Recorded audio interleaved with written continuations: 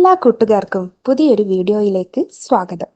എൻ്റെ കുക്കിങ്ങും ദിനചര്യകൾക്കുമൊപ്പം നിങ്ങൾക്ക് ഉപകാരപ്പെടുന്ന ചില അറിവുകൾ പങ്കുവെക്കാനാണ് ഈ വീഡിയോ. പറയുന്ന കാര്യങ്ങൾ മാത്രം ശ്രദ്ധിക്കുക. വിഷ്വൽസ് ശ്രദ്ധിക്കേണ്ടതില്ല. എഡ്യൂക്കേഷണൽ പർപ്പസ് മാത്രം ഉദ്ദേശിച്ചുള്ള ഈ വീഡിയോ കല്യാണം കഴിച്ചവർ മാത്രം കാണാൻ ശ്രമിക്കുക. വീഡിയോ ഉപകാരപ്രദമാണ്, മറ്റുള്ളവരും അറിയേണ്ടതാണ് എന്ന് തോന്നുന്നുവെങ്കിൽ ഷെയർ ചെയ്ത് സപ്പോർട്ട് ചെയ്യാൻ മടിക്കരുത്. അപ്പോൾ നമുക്ക് വീഡിയോയിലേക്ക് കടക്കാം. പുരുഷനിലോ സ്ത്രീയിലോ കാമാസക്തി കൂടുതൽ? അതെ, സ്ത്രീകളിലെ ലൈംഗികത ആസ്വാദകരമാക്കാൻ പരീക്ഷിക്കാവുന്ന ചില വഴികളാണ് ഈ വീഡിയോയിൽ നിങ്ങൾക്കായി പങ്കുവെക്കുന്നത്. പുരുഷന്മാർക്കാണോ സ്ത്രീകൾക്കാണോ കാമാസക്തി കൂടുതൽ? പഠനങ്ങൾ പറയുന്നത് പുരുഷന്മാരുടെ അതേ അളവിൽ തന്നെ സ്ത്രീകളിലും കാമാസക്തി ഉണ്ട് എന്നാണ്. ലോകമെമ്പാടുമുള്ള സ്ത്രീകളിലൂടെ ലൈംഗിക പ്രശ്നങ്ങളിൽ നടത്തിയ ഗവേഷണങ്ങളിൽ നിന്നാണ് ഇത് സംബന്ധിച്ച തെളിവുള്ളത്. ഓരോ സ്ത്രീയും ലൈംഗികതയുടെ കാര്യത്തിൽ വ്യത്യസ്തരാണ്. പുരുഷന്മാരെ പോലെ ഒരേ ലൈംഗിക പ്രകൃതിയല്ല സ്ത്രീകൾക്കുള്ളത്. സ്ത്രീകളുടെ ലൈംഗിക ജീവിതം ആസ്വാദകരമാക്കാൻ പഠനങ്ങളിൽ പറയുന്ന ചില മാർഗങ്ങളുണ്ട്. അത് എന്തൊക്കെയെന്ന് ഇനി നോക്കാം. ഒന്നാമതായി, സ്വന്തം ശരീരത്തെ അറിയുക. അതെ, തിരിച്ചറിയുക, സ്വയം തിരിച്ചറിയുക. ഒരു സ്ത്രീ മറ്റൊരു സ്ത്രീയിൽ നിന്ന് വ്യത്യസ്തയാണ്, അത് പ്രത്യേകം മനസ്സിലാക്കുക. 2, എന്തുതരം ലൈംഗികതയാണ് നിങ്ങൾക്ക് ആസ്വാദകരമെന്ന് മനസ്സിലാക്കുക. 15% സ്ത്രീകൾ മാത്രമാണ് എപ്പോഴും ലൈംഗിക ബന്ധത്തിൽ ഏർപ്പെടാൻ ആഗ്രഹിക്കുന്നത്. 30% ചുംബനമോ അല്ലെങ്കിൽ സ്പർശനമോ ഏൽക്കുമ്പോൾ ഉണ്ടാകുന്ന അനുഭൂതിയാണ് സെക്സ് ചെയ്യാൻ പ്രേരിപ്പിക്കുന്നത്. ബാക്കിയുള്ളവരിൽ ഈ 2 അവസ്ഥകളും ഒരുമിച്ച് കാണപ്പെടുന്നു.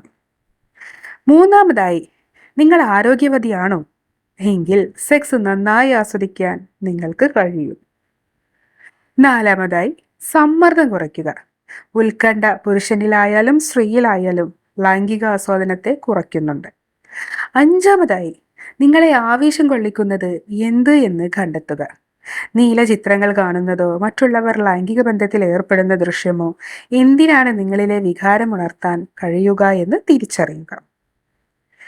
6, 30% സ്ത്രീകൾ മാത്രമാണ് ലൈംഗികതയിലൂടെ രതിമൂർച്ചയിലെത്തുന്നത്.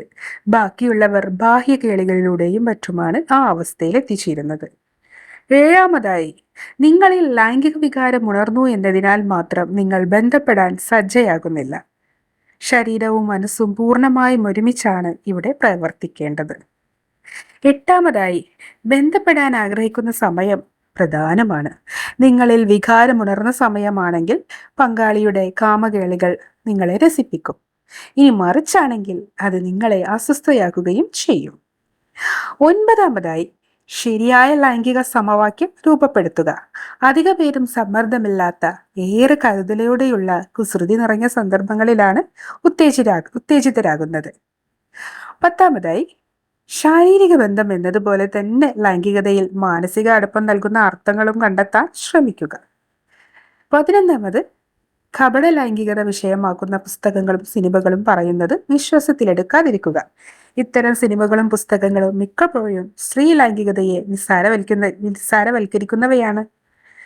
12, ഇപ്പോൾ നിങ്ങൾ അനുഭവിക്കുന്നതിലും മേലെ എല്ലാം മറന്നുള്ള ഒരു ലൈംഗിക ആഘോഷമുണ്ട് എന്നത് പൂർണ്ണമായും ഒരു തെറ്റായ ചിന്തയാണെന്ന് മനസ്സിലാക്കുക.